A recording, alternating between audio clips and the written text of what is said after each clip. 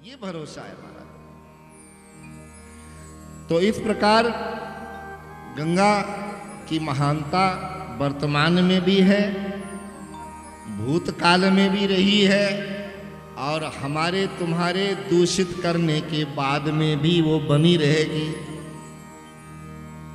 चाहे कितना ही उल्लंघन करें हम, गंगा की महानता में कभी भी कमी आने वाली नहीं है। जैसे माता की महानता, माता कुमाता न भवसी, ऐसे ही गंगा मैया हमारे ऊपर हमेशा करुणामयी बनी रहेंगी। तो महात्माओं ने सूत जी महाराज से प्रार्थना किया कि कलिकाल की सावधानी के लिए हमें कुछ बता दिया जाए, कुछ बता दिया जाए। जब ये 2-2.5 साल पहले कौन सी बीमारी आई, सत्संग कीर्तन ही बंद करवा दिया। अब यहां से आप विचार करो, बेटी के घर जाने में प्रतिबंध लग गया, बेटी को मां के पास आने में प्रतिबंध लग गया, विद्यार्थी को स्कूल में जाने में प्रतिबंध लग गया, कॉलेज के विद्यार्थियों को, स्टूडेंट को कॉलेज जाने में प्रतिबंध लग गया, मंदिर के भक्तों को मंदिर तक जाने में क्या लग गया, प्रतिबंध लग गया। सोमवार का दिन था, मैंने माता दमयंती के बेटे को बुलाया, नीरज को। मैंने कहा बेटा जल चढ़ाने की आदत बीमारी लगी है सोमवार को। उसने कहा स्वामी जी मैं आपके साथ चलता हूं, यहां पर बहुत बड़ा शिवालय, शिवालय ही शिवालय है उस आश्रम में। और वो मुझे लेकर के गया, आधा घंटा दरवाजा पीटता रहा, लेकिन शंकर जी ने दरवाजा नहीं खोला। मंदिर में, मंदिर के भक्तों को मंदिर तक आने में भी प्रतिबंध लग गया।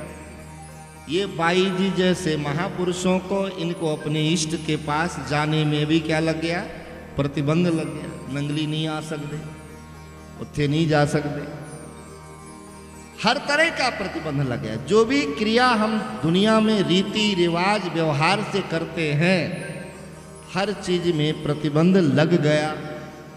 लेकिन कभी प्रतिबंध नहीं लगा कि शाम को आपको रोटी नहीं खाना है। कोई लगाया? दूध नहीं पीना है, चाय नहीं पीना है, कॉफी नहीं पीना है, और झूठ नहीं बोलना है। ऐसा किसी डॉक्टर ने नहीं कहा, ऐसा किसी वैद्य ने नहीं कहा। वो टीवी में संदेश आते थे डॉक्टरों के कि कैसे कैसे फॉलो करना है, कैसे कैसे काढ़ा, न जाने कितने काढ़े पिला दिए लोगों को। लेकिन किसी ने ये नहीं कहा कि श्रावण का महीना चला है भैया, इसमें झूठ नहीं बोलना, किसी को गाली नहीं देना, किसी के प्रति बुरा भाव किसी ने भी नहीं कहा, और कोई कहने वाला भी नहीं है। वो तो केवल भागवत और गुरु ही हैं जो आपको सावधान करते हैं। बाकी प्रारब्ध से घटनाएं हैं संसार में।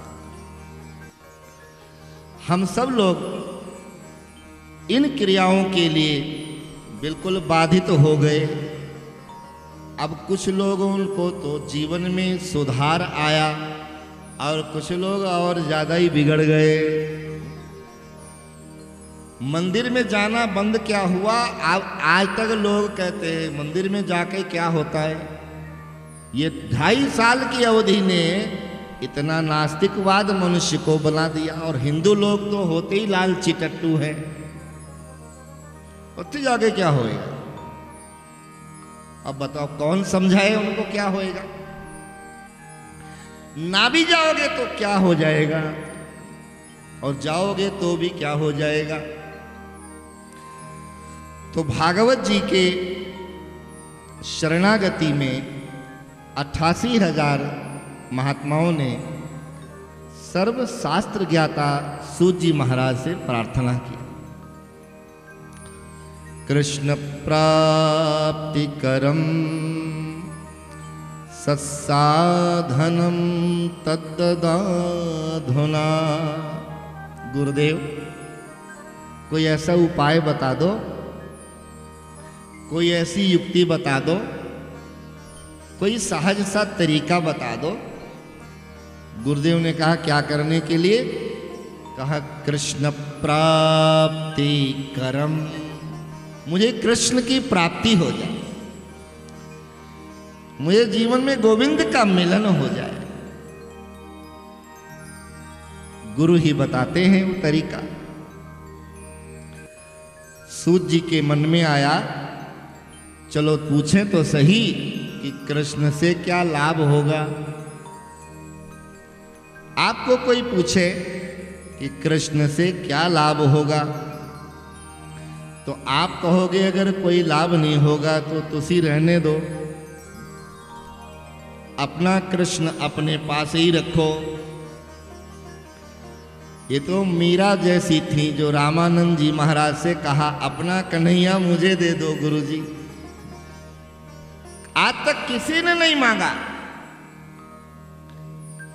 आपकी दौलत मांगे, धन मांगे, कपड़े मांगे, घड़ी मांगे, मोबाइल मांगे, गाड़ी मांगे, पद मांगे, लेकिन आपके हृदय में बैठे ठाकुर जी को कोई संसार में मांगने वाला नहीं है, क्योंकि जानते नहीं उसका फायदा क्या है।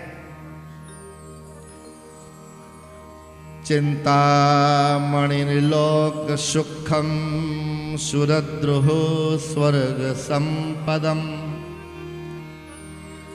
प्रयक्षति गुरो प्रीतो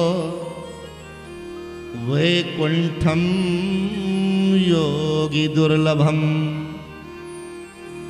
गुरुदेव आप यदि दयाल हो जाएं तो आप क्या नहीं दे सकते।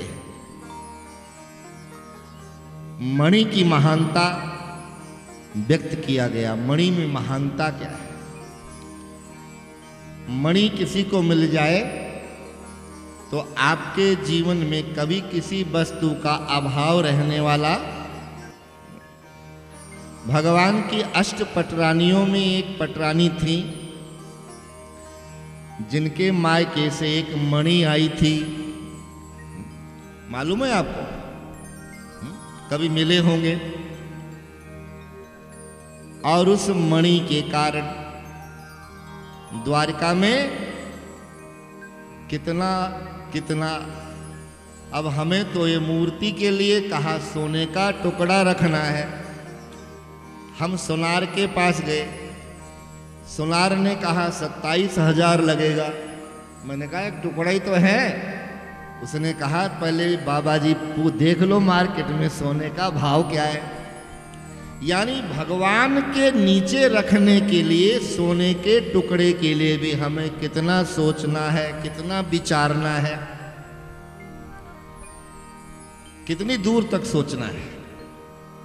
और द्वारका में तो वो टुकड़ा क्या कहें, नीचे भी सोना ऊपर भी, क्योंकि जब घर में ही फैक्ट्री लगी है, जब घर में ही ये सोना ही बन रहा है, जहां मर्जी लगाओ।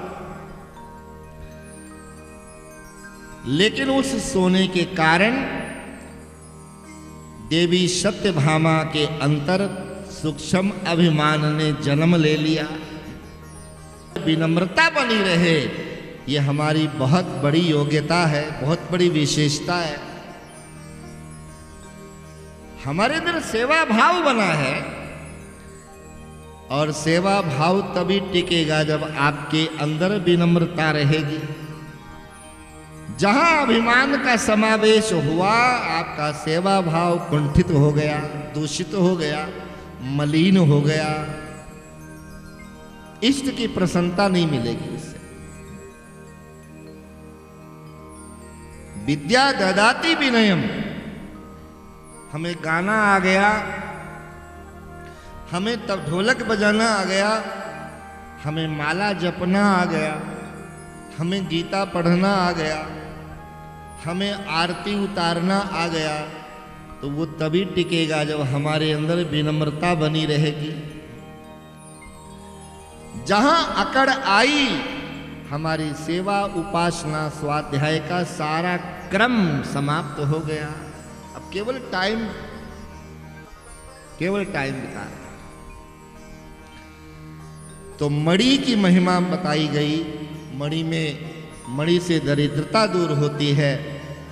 आपके पास मणि है तो कोई हिंसक पशु आपके ऊपर आक्रमण नहीं कर सकता। आपके पास मणि है, आप गहरे से गहरे जल में आप डूबने वाले नहीं है। बहुत साधन। इसलिए गुरुदेव, आप चाहें तो स्वर्ग संपदम, गुरु यदि दयालु हो जाए तो स्वर्ग जैसी जगह की प्रतिष्ठा भी दे दे। इसलिए वैकुंठम योगी दुर्लभम। गुरुदेव, हम प्रार्थना यही कर सकते हैं। सूत जी ने कहा, प्रीति सौनक चित्ते ते ह्वातु वच्म विचार्य च सर्व सिद्धांत निष्पन्नम संसार भयनाशनम। गुरु और माता जब हमारे ऊपर प्रसन्न होते हैं तो हम जो मांगते हैं वो नहीं देते। वो देते तो हैं, लेकिन वो क्या देते हैं? जिसमें हमारा कल्याण छिपा हो। क्या देते हो? जिसमें हमारा, वो देते हैं। हमने कहा, मम्मी तेरे गैस के पास मैंने ये बम चलाना है, आज दिवाली है।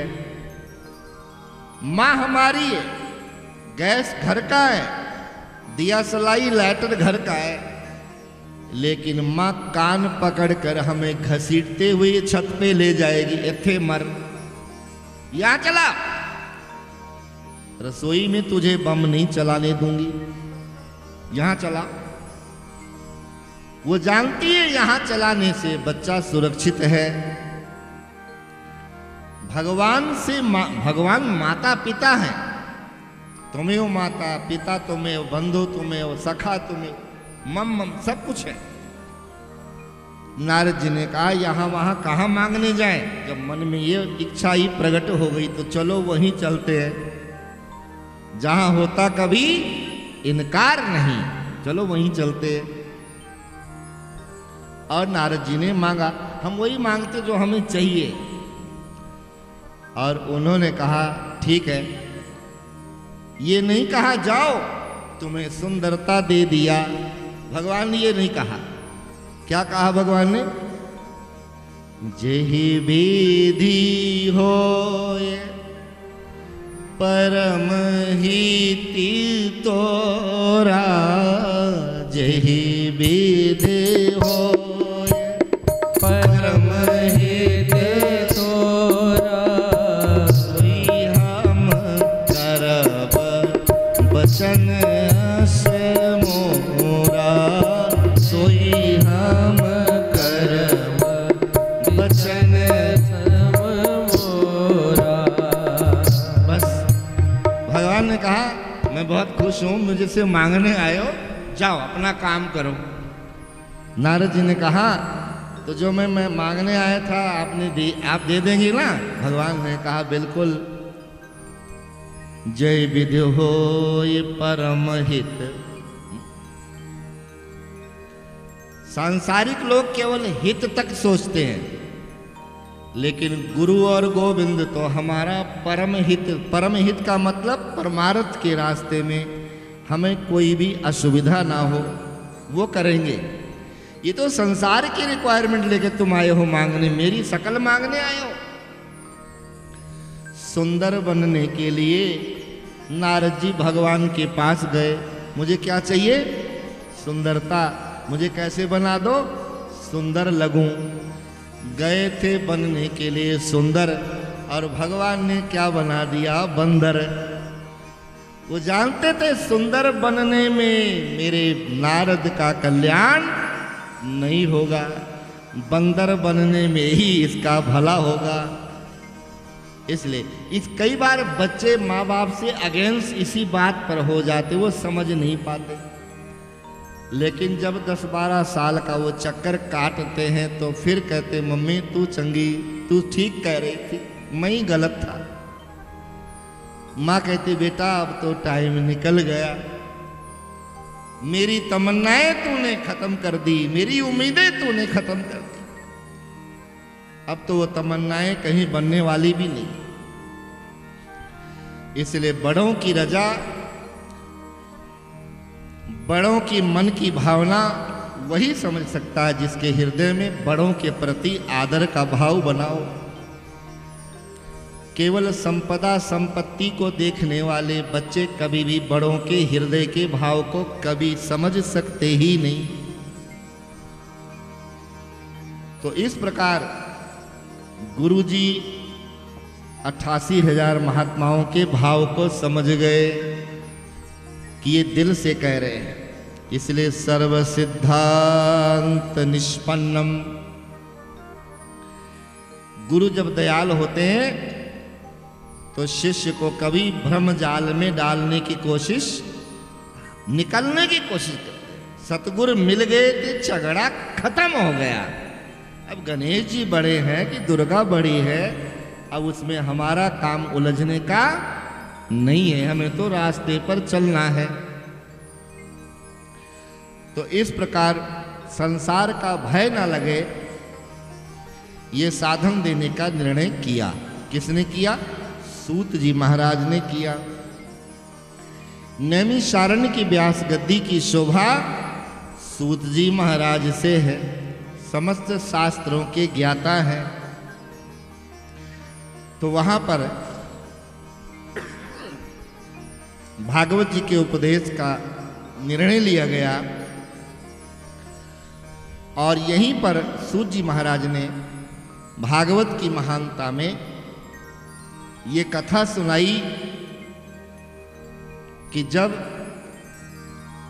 सुखदेव जी महाराज राजा परीक्षित को भागवत का संदेश प्रसाद देने लगे, राजा परीक्षित को क्या चाहिए? क्योंकि मृत्यु साथ खड़ी है और श्राप लगा है साधु का, जो बदलने वाला भी अटल, ऐसा श्राप लगा हुआ है। राजा परीक्षित दर बदर ठोकरें खाते खाते बहुत मुश्किल से गुरु के शरणागति, गुरु महाराज की प्राप्ति हुई।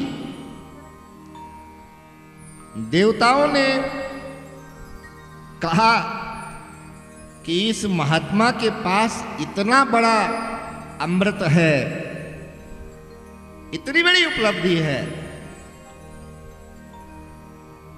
जिसको देने जा रहा है महात्मा, उसको अमृत नहीं चाहिए, उसको क्या चाहिए? जीवन चाहिए, क्योंकि सांप काटेगा मरेगा, इतना ही तो चाहिए।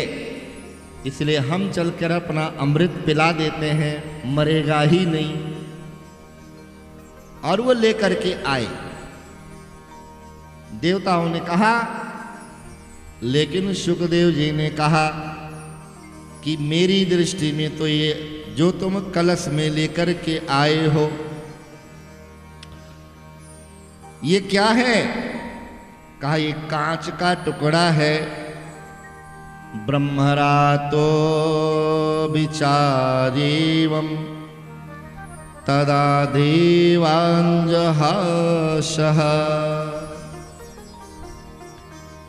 कुछ लेना हो, कुछ देना हो तो मनुष्य को विचार अवश्य करना चाहिए।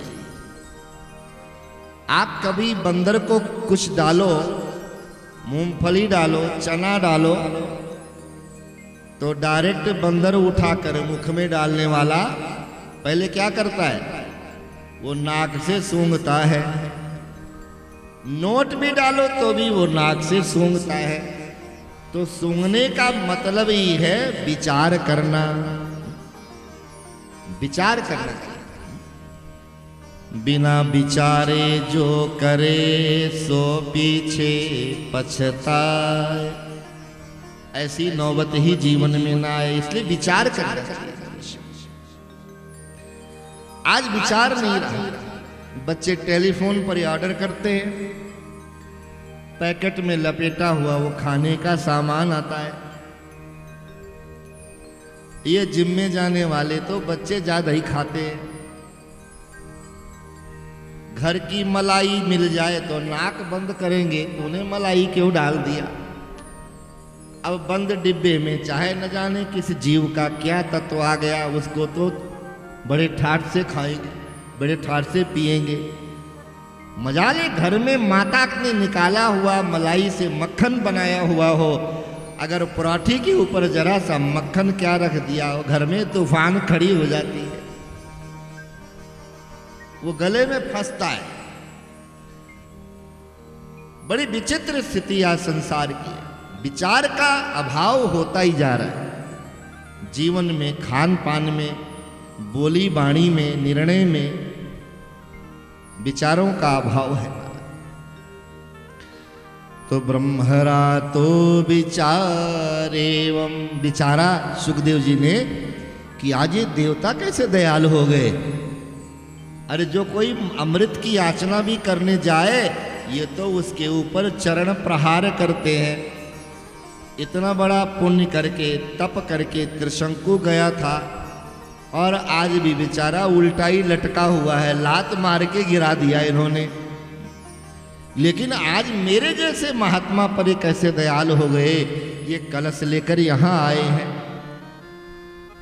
विचार किया और विचार करके सुखदेव जी ने कहा,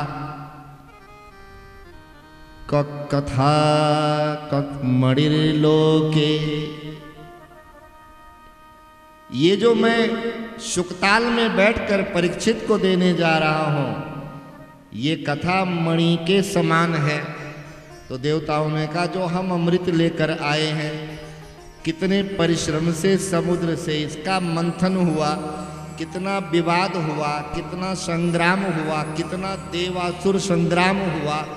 इस अमृत की उत्पत्ति में भगवान श्रीमन्नारायण के 3 अवतार हुए।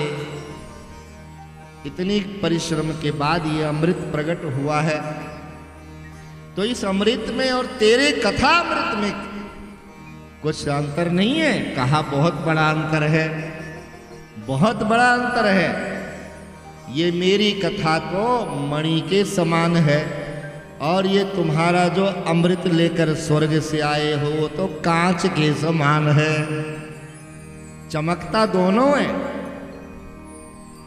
माणिक भी चमकता है और कांच का टुकड़ा तो कुछ ज्यादा ही चमकता है। इसलिए हरिद्वार में वो रत्न लेने गए तो उस बंदे ने रत्न दिखाए। हमने कहा ये इसमें महंगा तो इतना है, लेकिन शाइनिंग इसकी तो इतनी अच्छी नहीं है। उसने कहा, महाराज जी बस यही बात है, जिसमें शाइनिंग अच्छी है वो नकली है और जो डल है, जो कम है, वो असली है। इसलिए असली कभी भी चमकता नहीं, चमकता है उसका परिणाम, और नकली हमेशा चमकता है पर परिणाम अच्छा नहीं होता, अच्छा नहीं। देवताओं को बहुत अपमान सा महसूस हुआ। इस अमृत को पाने के लिए लोग न जाने क्या करते हैं, और ये महात्मा देखो नंगा धड़ंगा एक कौपीन में यहाँ रेत के गंगा के किनारे बैठा हुआ है, और इसकी अकड़ तो देखो, देवलोक से आया हुआ अमृत को कांच का टुकड़ा बता रहा है। देवता वहां से अमृत लेकर चले गए, लेकिन चैन नहीं आई। कहाँ पहुंचे वो? ब्रह्मलोक पहुंचे, और ब्रह्मलोक में ब्रह्मा जी से कहा, ब्रह्मा जी ने कहा ऐसा है, थोड़ा सा विचार करो, सप्ताहेन श्रुतं चैतत् सर्वथा मुक्तिदायकम्। एक सप्ताह टिक जाओ। ब्रह्मा जी ने तुलना किया है भागवत अमृत से और उस अमृत से। ब्रह्मा जी की मति भी डगमगा गई और श्रीमद् भागवत को सर्वोच्च सर्वोपरि घोषित करना पड़ा है ब्रह्मा जी को। तो ये बहुत सुंदर सी कथा सुनाया सूत जी महाराज ने, और इसी के पश्चात कहीं एक क्रम बंद ना हो जाए। जब कोई अच्छी चर्चा, आजकल तो गुरुजनों को केवल अपनी बात सुनाने के लिए हम उन्हें कहते भाई जी कोई गल करो ना, इसलिए कि भाई जी जब कोई गल करेंगे तो अपनी गल करने के लिए मौका मिल जाएगा। भाई जी तो चुपचाप बैठे। 80% लोग ऐसे हैं जो महात्माओं को बोलने के लिए कहते हैं, लेकिन महात्मा अपने दिल की बात बोल पाते, क्योंकि तुम सुनने वाले नहीं, तुम तो सुनाने वाले ही हो। मत्थे गए महाराज, क्या गुलाब जामुन बनाए हो ऐसे उन्होंने। निरर्थक चर्चा, बिना मतलब, निष्प्रयोजन। महात्मा जी कहते हैं कहाँ फंस गए। पहले लोग सुनते थे, उनको आस्था होती थी, इसीलिए वो कहते थे मेरे हर प्रियतम की कोई बात सुनावे। भाई जी आप बहुत छोटे से थे, आप महापुरुषों के सानिध्य में आ गए, आपको गुरु महाराज मिले, क्या हम ऐसा कर सकते हैं? वो कोई श्रद्धालु भी पूछ सकते हैं। ये दुनिया के लोभी, दुनिया के सुख के कारण व्यथित लोग कभी गुरु की चर्चा सुनने वाले नहीं है। तो ये क्रम चलता रहे, इसलिए महात्माओं ने कहा कि लोक विग्रह मुक्तस्य नारदस्य स्थिरस्य च। हमने ऐसा सुना है कि देवर्षि नारद को श्राप लगा हुआ है कि वो 2 घड़ी से ज्यादा कहीं टिक सकते नहीं है।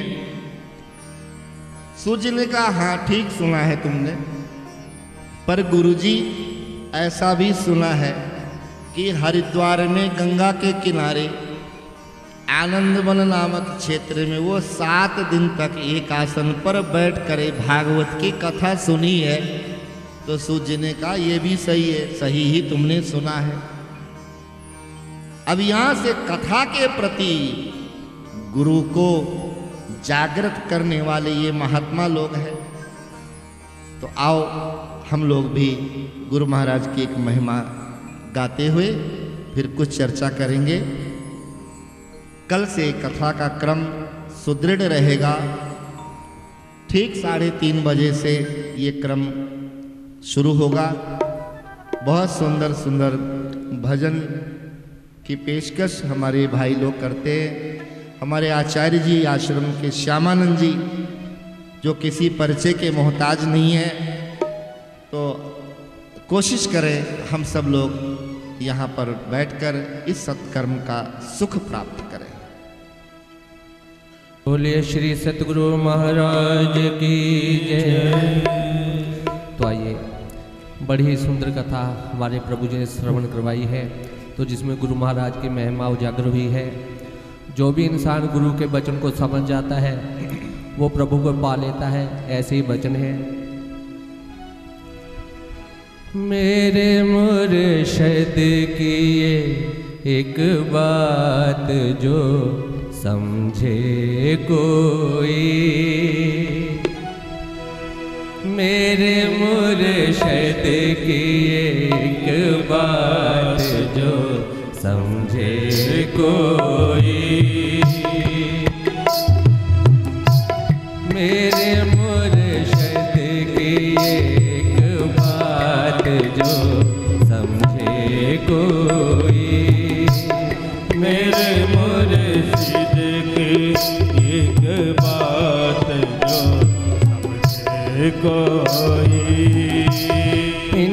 बचनों में है करामात जो समझे कोई। इनके बचनों में करामात जो समझे कोई।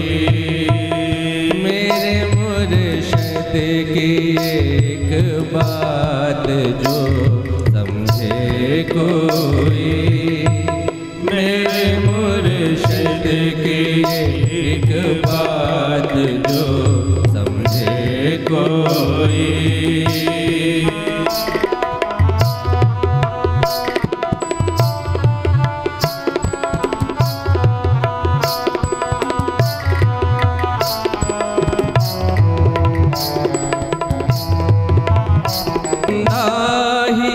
नजर आता है मुर्शिद मेरा, यूं तो बंदा ही नजर आता है सतगुरु मेरा। यूं तो बंदा ही नजर आता है सतगुरु मेरा। है खुदा की मगर जात जो समझे कोई।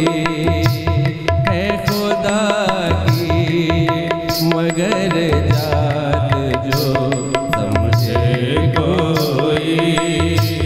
मेरे मुर्शिद की एक बात जो समझे कोई।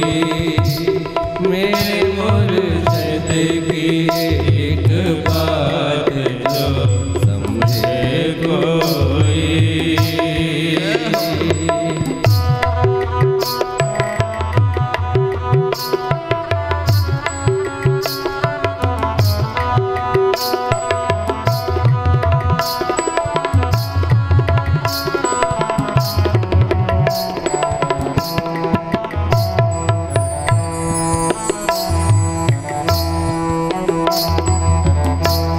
ये खिजा को भी बहारों में बदल देती है। ये खिजा को भी बहारों में बदल देती है। ये खिजा को भी बहारों में बदल देती है। मेरे सतगुरु की वो बरसात जो समझे कोई। इनकी रहमत की है बरसात जो समझे कोई। मेरे मुर्शिद की एक बात जो समझे कोई।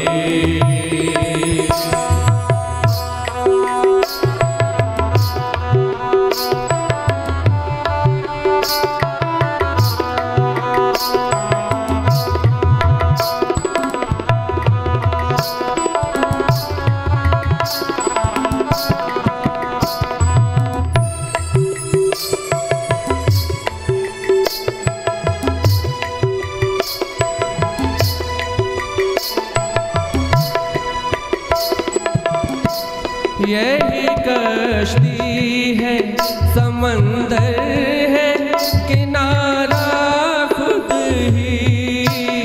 यही कश्ती है समंदर है किनारा खुद ही। यही कश्ती है समंदर है किनारा खुद ही। इसके जलवों से है कायनात जो समझे कोई। इनके जलवों में है कायनात जो समझे कोई। मेरे मुर्शिद की एक बात जो समझे कोई। इनके भजनों में करामात जो समझे कोई। मेरे मुर्शिद की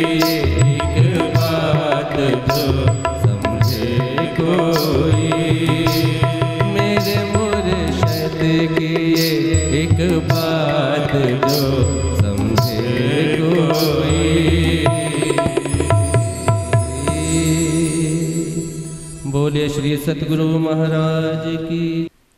ये इस चर्चा में निमग्न हो रहे हैं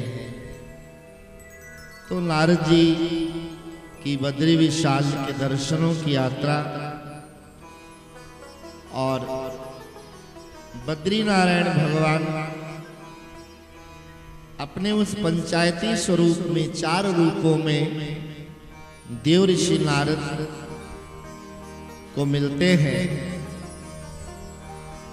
और साधु जब किसी शिष्य को भक्त को मिलता है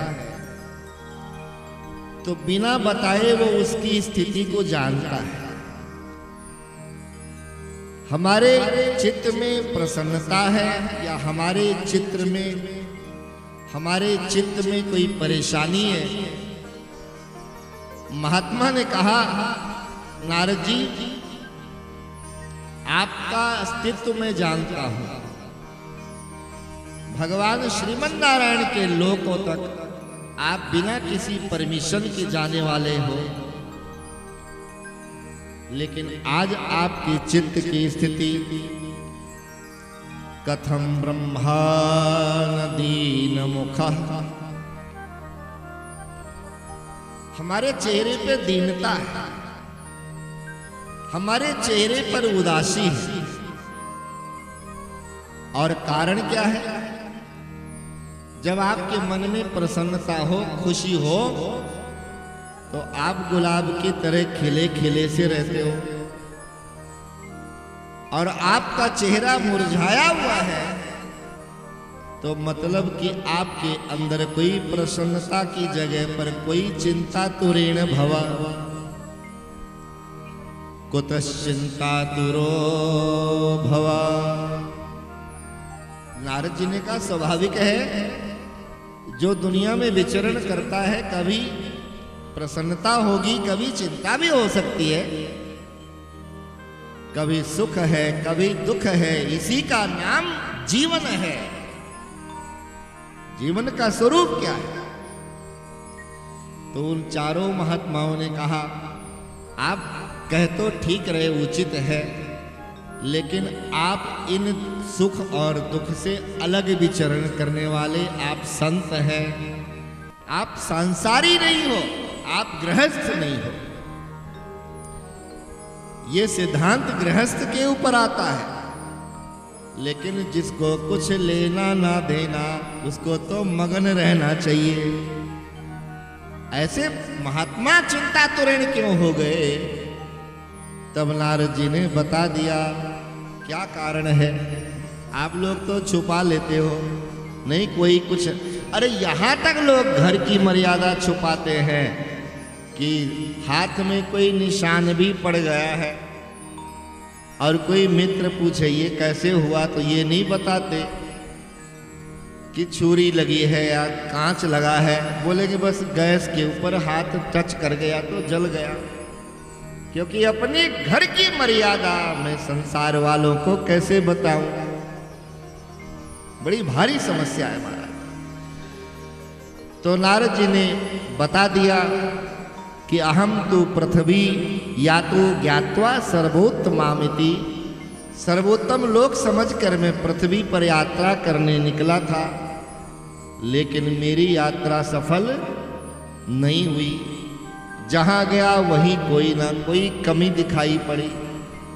और याद रखना, आप लोग गांठ बांध कर रखना, यदि आप कहीं भी जाओगे आपको ऐसी कोई भूमि नहीं मिलेगी, ऐसे कोई लोग नहीं मिलेंगे, ऐसा कोई स्थान नहीं मिलेगा जहां कमी ना हो और अच्छाई ना हो। क्योंकि कमी देखने वाले लोग अच्छाई को कभी देख सकते ही नहीं। तो कमी यहां तक कहा, मैं तो पुष्कर गया, कुरुक्षेत्र गया, श्रीरंगम गया, हरिद्वार गया, मथुरा गया, न जाने कहां कहां, श्रीरंगम, रामेश्वर, हर जगह वहां गया, लेकिन कहीं भी मुझे सत्य का दर्शन नहीं मिला। कारण क्या है? पाखंड निरता। कलिकाल के अंदर सबसे बड़ी बात यह है कि हर क्षेत्र में क्या है? पाखंड है। हर क्षेत्र में, पूजा पाठ में भी पाखंड है, मिलने जुलने में भी पाखंड है, प्यार मोहब्बत में भी पाखंड है, सर सामान खरीदने जाओ उसमें भी पाखंड है, किसी के जन्मदिन में जाओ, यहाँ तक कि किसी के मृत्यु में भी चले जाओ तो वहाँ भी पाखंड ही दिखाई देता है। आंसू निकल नहीं रहे, लेकिन 10 लोग दरवाजे पे आए हैं, रोके दिखाना है। अब आंसू तो निकल नहीं रहे, लेकिन रोने की एक्टिंग कर रहे हैं, तो वो क्या है? पाखंड है। पाखंड का मतलब है पाप खंडातीति, जो पाप के टुकड़े टुकड़े खंड खंड नजर आए, वही पाखंड है हमारा। हम हैं कुछ और बताएं कुछ, तो हमसे बड़ा पाखंडी और दुनिया में कोई दूसरा नहीं है। तो नारद जी ने कहा, ऐसे ढूंढते ढूंढते शायद वहां भागवत में किसी भी आश्रम को नहीं छोड़ा नारद जी, किसी भी संप्रदाय को नहीं। हर संप्रदाय में गए, हर आश्रम में गए, हर गृहस्थ के द्वार पे गए, ब्राह्मण के भी गए, बनियों के भी गए, राजपूतों के भी गए, शूद्रों के भी गए, लेकिन कहीं भी उन्हें मन को आनंद देने वाला कहीं भी वातावरण नहीं मिला। बहुत बहुत स्थिति जो है संसार की वर्णन किया व्यास जी ने, लेकिन देखा कि वृंदावन की भूमि में भगवान जगत नियंता परमात्मा श्री कृष्ण ने आनंद स्वरूप अवतार लिया और स्वपद रमणम नंगे चरण उस पृथ्वी पर विचरण किया है। वहां जाके तो मेरा मन शांति का अनुभव करेगा, जहां भगवान नंगे चरण घूमते हो। ऐसा मन में भाव लेकर उस ब्रज भूमि की यात्रा में गए, लेकिन नारद जी कहते वहां जाकर तो जो थोड़ा बहुत भाव था वो भी मेरा खत्म हो गया। वृंदावन की महिमा बहुत न्यारी है महाराज, किस किस से बचोगे? वहां का तो स्वामी ही चोर है। अब रिक्शा वाले की क्या गलती है, होटल वाले मैनेजर की क्या गलती है? किसी का दोष, अपनी सावधानी रखो। महाराज जी उस आश्रम में गए थे, वहां के मैनेजर ने तो पैसा ज्यादा ले लिया। अब हम क्या कहें, तुम ऐसी जगह जाके आए जहां का तो मालिक ही ऐसा है। चौराग्रगण्यम,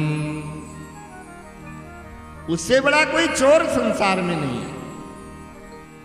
तो जब घर का मुखिया ही जैसा हो तो उसके सारे अनुचर तो वह कुछ ना कुछ गुण तो उसमें होएंगे ही होएंगे। चलो मैनेजर अच्छा मिल गया, दुकानदार अच्छा मिल गया, रिक्शा वाला भी ईमानदार मिल गया, अब तो बंदर तुम्हारा चश्मा छोड़ने वाला नहीं है। कोई ना कोई वहां टकराएगा जरूर, जो तुम्हारी मर्जी के बिना कोई ना कोई सामान तुम्हारा उठा के भाग जाएगा। ऐसी भूमि को तो केवल प्रणाम ही करना चाहिए महाराज। धन्य भूमि है वो, धन्य भूमि है श्रीधाम वृंदावन, धन्य है। तो जब मैं वहां गया तो दूर से देखा कुछ माताएं रो रही थी, आवाज आ रही थी। जब थोड़ा ध्यान से देखा तो एक माता जी बैठी थी और उनके गोद में 2 आदमी ऐसे लेटे हुए थे। अब वो कैसे लेटे थे? जैसे कोरोना काल में एम्बुलेंस में कोरोना का पेशेंट लेट जाता था, अब डर के मारे माँ भी उसको आके सिर को हिलाती नहीं थी कि बेटा जा रहा है, चल थोड़ा सा पानी पिला दो। माँ भी दूर खड़ी है। भाई तो और दूर खड़ा नजर आता था कोरोना काल में। हे भगवान, इस देश को क्या रोग आया, जरा सी हवा भी न लग जाए मुझे, नाक बंद, आंख बंद, मुंह बंद। ये बच्चे काम करते थे हमारे राहुल जैसे। कहते स्वामी जी 3 घंटे भी बिताना ऐसे लगता है कि सारी चमड़ी उबल जाएगी। नाखून से लेकर के सिर तक पैक करके ड्यूटी करनी पड़ती है। मैंने कहा बेटा तपस्या का समय है, ये सेवा से भागना नहीं। और ये बच्चे डटे रहे। ऐसी स्थिति संसार में भगवान कभी ना आए, कभी ना आए। अब वो दोनों लोग, माता कभी सिल को सहलाए, कभी उठाने की कोशिश करे, लेकिन कोई उसका प्रभाव नहीं पड़ा। नारद जी ने कहा अब ये तो माताएं हैं, वैसे भी बिना बुलाए किसी की समाज में मनुष्य को नहीं जाना चाहिए, और बिना पूछे किसी को कोई सलाह भी नहीं देना। कईयों को बीमारी होती, बिना पूछे ही आके खड़े हो जाए, ऐसे नहीं ऐसे कर लो। कईयों को बीमारी होती। नारद तो साधु हैं, नारद तो महात्मा है। नारद ने कहा ये माताओं का समाज है, पता नहीं कौन सी माता, न जाने कोई दमयंती माता जैसी पीछे ही पड़ जाए भैया। तो दूर से ही सिर झुकाया नारद जी ने। पता नहीं कौन किस भाव में बैठा है। ये तो वृंदावन की भूमि है, ये तो ब्रज भूमि है, इसलिए हमें कोई इंक्वायरी करने की आवश्यकता नहीं है। दूर से नारद जी ने सिर झुकाया और वहां से चलने लगे। इतने में जिसके दोनों बेटे अचेत पड़े थे, उस माता ने देखा एक अच्छे से साधु जी आंखों के सामने से महात्मा जी आए थे, लेकिन वो भी चले जा रहे हैं। तो महात्मा का पटका नजर आया भगवे रंग का। उस माता ने कहा जिसको दूर से देखने से, जिसके वस्त्र को दूर से देखने से मेरे मन में सहज सुख की अनुभूति हो रही है, यदि ये महात्मा मेरे पास आके बैठ जाए तो न जाने कितना सुख मिल जाएगा। इसलिए भक्ति माता ने नारद जी को जाते हुए हाथ जोड़ करके नमस्कार प्रणाम किया। भो भो साधो क्षणं तिष्ठ मक्षिंतामपि नाशया। अरे महात्मा जी एक क्षण के लिए टिक जाओ, एक क्षण के लिए रुक जाओ। महात्मा ने देखा अरे ये माता जी मुझे बोल रही है। भक्ति माता ने कहा दर्शनम तव लोकस्य सर्वथाघ हरम परम। एक लोग कोई ध्यान भी रखो, वो माता जी हमारी सुदेश कपूर माता घूम रही है, तो बिठाओ, ना जाने किस रूप में नारायण मिल जाए। भागवत के श्रोता ये कोई सहज नहीं होते। कोई भी तुम्हारे दरवाजे पर सुनने के लिए आया है तो पूरे आदर के साथ उसे स्वीकार करो। आप बोलो वृंदावन बिहारी लाल की जय। ये उन माताओं में है। मूसलाधार बारिश होती थी और आश्रम के आंगन में 200 महात्मा मंडली के बैठे होते थे, और ये माता भीगती हुई सुबह सुबह 6 बजे सड़क पार करके कुटिया में फुलके बनाने के लिए आती थी। ऐसी ये माताएं हैं जिन्होंने सेवा कर कर के अपने बच्चों को बहुत बहुत दुआएं दी है। आज इनका परिवार, इनके बच्चे समाज में सिर ऊपर कर कर चल सकते हैं। इन बुजुर्गों की सेवा और मेरे गुरुदेव भगवान की प्रसन्नता बहुत बहुत परिवारों के ऊपर मेरे महाराज की महिमा बनी हुई है। तो नारद जी ने देखा, भक्ति माँ ने परिचय दिया और भक्ति ने कहा कि दूर से देखने में जब इतना सुख मिल रहा है तो आप अवश्य मेरे चिंता का कारण जानते होंगे। हमारे विश्वनाथ जी कोई सूचना दे रहे हैं, आप लोग ध्यान से सुने जो यहाँ बैठे हुए हैं। अगर आपने ऐसा कुछ है तो तुरंत आप उसका निदान करें। एक गाड़ी है HR01। आश कह रही श्वास से धीरज रखना सीख,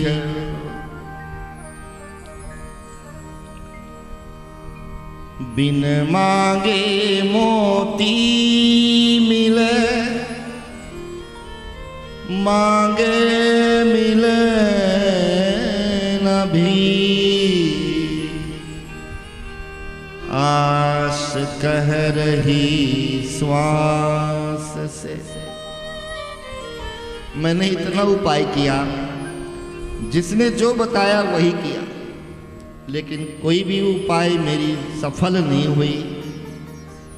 ये मेरे दोनों बेटे हैं, ज्ञान और वैराग्य, मेरा नाम भक्ति है। नारद जी ने कहा धन्य है, धन्य है, धन्य है वृंदावन। अरे जो जिनका शरीर नहीं, कभी दिखते नहीं, वो आज शरीर में वृंदावन धाम में सगुण साकार रूप में दिखाई दे रहे हैं। इस प्रकार से परिचय दिया गया और भक्ति की चर्चा बहुत विस्तृत है। भक्ति हमारा आभूषण है, भक्ति हमारा श्रृंगार है।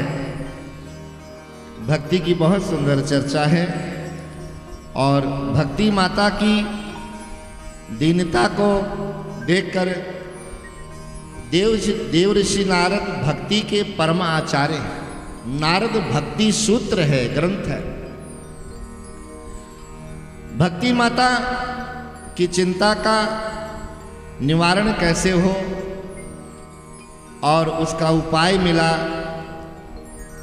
उस उपाय में उन्हें सन्मार्ग मिला और सन्मार्ग को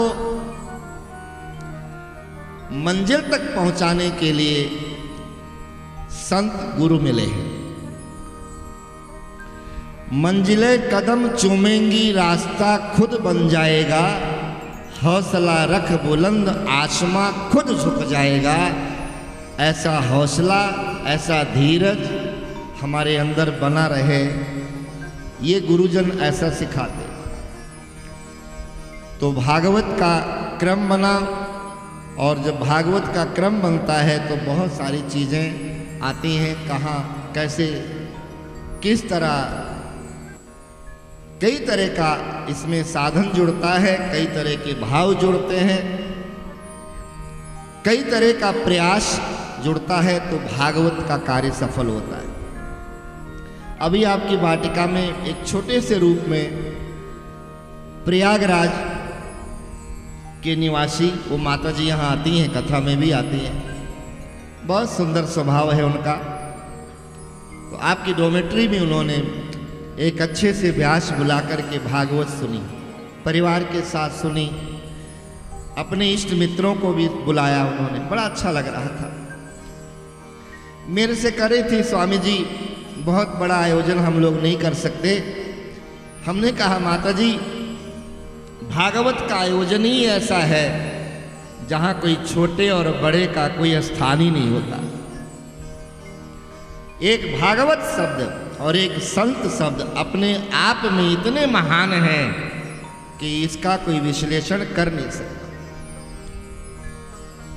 तो भागवत जी का क्रम बना और जहाँ पर आप सब लोग बैठे हैं इसी स्थान पर भागवत जी का पारायण हुआ और बहुत से लोग उसमें आए हैं।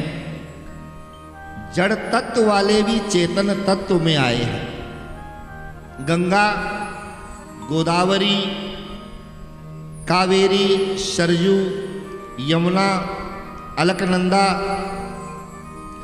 ये समस्त नदियां स्त्रियों का शरीर ले लेकर के हरिद्वार के क्षेत्र में आकर बैठी हैं। सारे के आए हैं, सभी समुद्र, सभी पर्वत, सभी वृक्ष, सभी तीर्थ श्रोता बन करके आए हैं। और भागवत जी का क्रम यहाँ पर प्रारंभ हुआ। भागवत की बहुत महिमा विस्तृत रूप से देव ऋषि नारद जी ने सुना। और लक्ष्य क्या था, पीड़ा क्या थी, वेदना क्या थी, कारण क्या था कि यमुना के तट पर बैठी हुई भक्ति माता के दोनों पुत्र जीवित हो जाएं, उनका रोग खत्म हो जाए, वह स्वस्थ हो जाए और माता की चिंता दूर हो जाए। महात्मा ने संकल्प लिया था। आप सब लोग भी यहाँ कुछ ना कुछ संकल्प लेकर आए हो।